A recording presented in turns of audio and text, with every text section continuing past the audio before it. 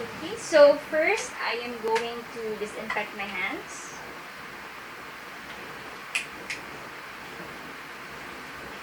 Okay, so my name is Meryl Joyce Colong. I am a second-year medical student from Davao Medical School Foundation. Okay, so before anything else, may I know your complete name? My name is Nicole Abuhog, Okay, your age? 16 years old, Are you single or married? single. Your address?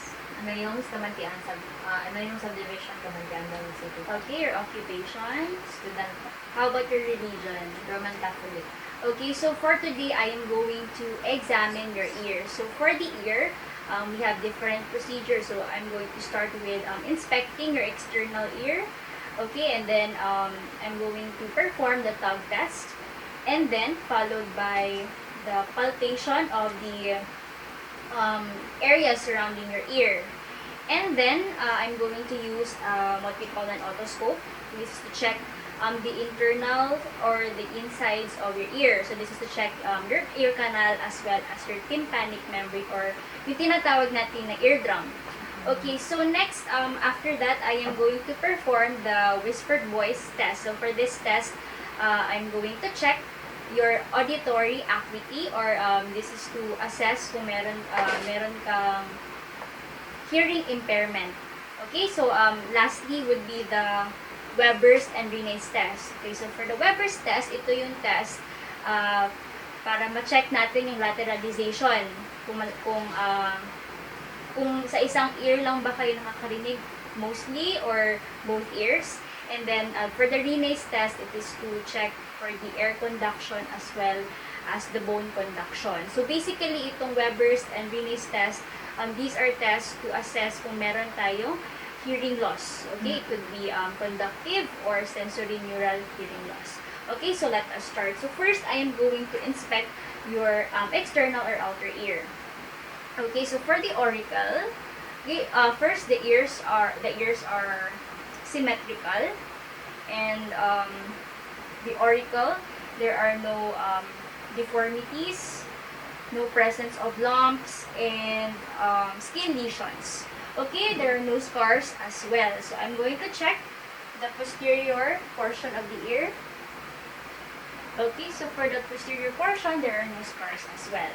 So now I'm going to perform the tug test. So for the tug test, I am going to pull your helix, we call this the helix, up and down.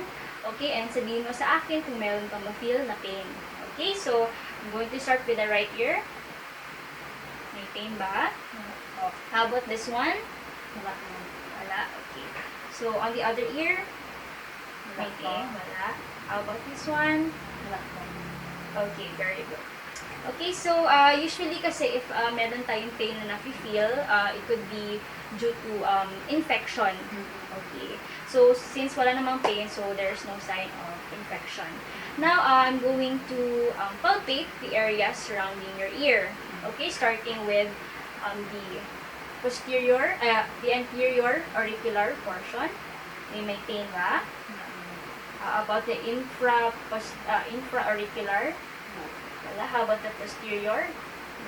Wala. Okay. So, for the palpation, there is no sign or presence of tenderness and swelling. Okay, now we will proceed to the internal portion or the internal ear. So, I'm going to use an otoscope. Okay, so this otoscope, you may find this uncomfortable kasi baka parang kikiliti kayo or parang masakit. So, I'm going to do it as fast as possible. Okay, so I'm going to check the light first. Okay, and I'm going to assess the right ear.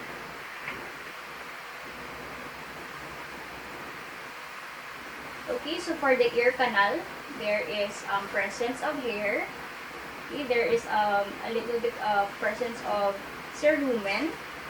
And then for the tympanic membrane, the color of the tympanic membrane is pinkish to gray or pinkish gray, and then there is no presence of laceration. The pars tensa as well as the pars flaccida is intact.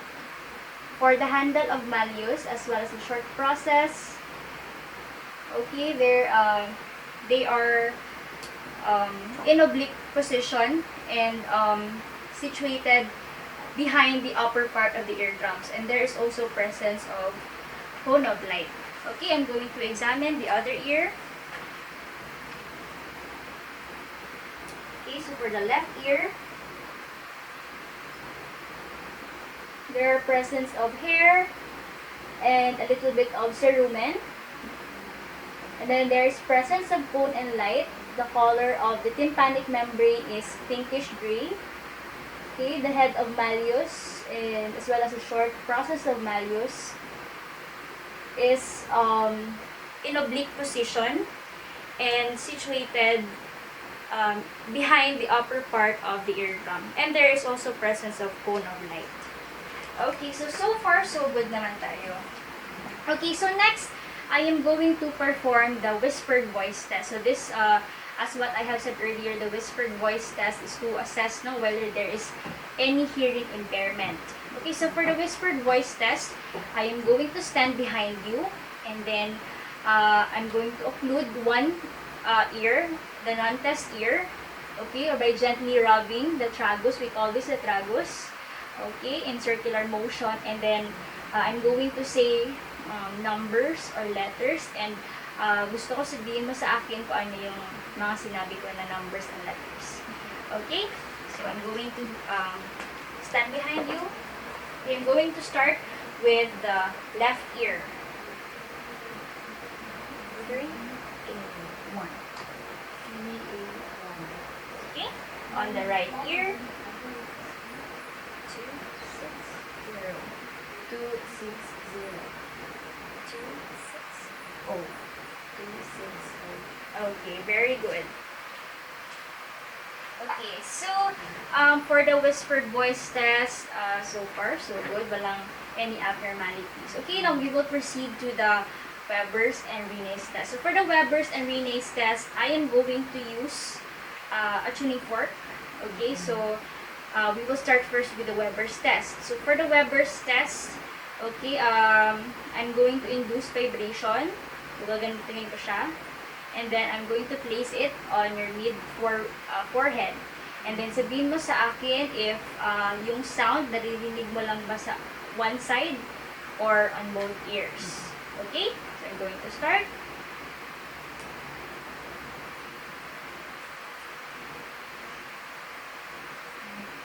Sa one ear lang or sa both ears? Both ears. Okay, so now we will proceed with the Rene's test. So, for the Rene's test, same lang. I'm going to use a tuning fork, and then ang difference lang nito is I'm going to place it in your mastoid bone behind your ear. Okay, and then sabihin mo sa akin if naririnig mo ba or hindi na. Kung hindi na, I'm going to transfer it here near sa ear canal. Okay, so I'm going to start with your right ear.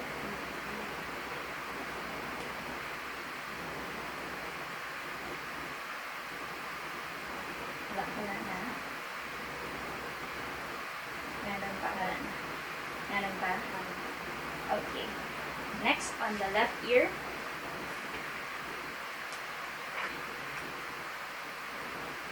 Okay, I'm gonna do it again.